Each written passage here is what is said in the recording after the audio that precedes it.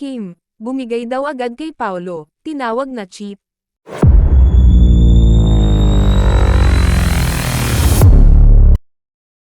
Maraming fans ng Chanita Princess na si Kim Cho ang nag-react at tumututol sa balitang may relasyon na nga sila ng kanyang kaparehang si Paulo Avellino. Okay lang daw kung maging sweet sila sa isa't isa habang ginagawa nila ang linlang at ang What's Wrong with Secretary Kim. Para naman yun sa promo ng kanilang mga shows dahil nagtutulungan sila para tangkilikin ang kanilang love team at panoorin ang kanilang serye. Pero, ibang usapan na raw kung mauuwi na ito sa seryosong relasyon. Mukhang nahulog na nga si Kim sa charm ni Paulo at say ng mga netizens. Parang ang bilis-bilis namang ma-in-love ng Chanita Princess.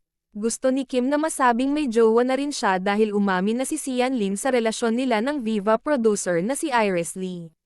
Well, para sa iba, parang ang cheap naman kung agad-agad na bumigay si Kim Cho kay Paulo Avellino dahil lang sa broken-hearted ito.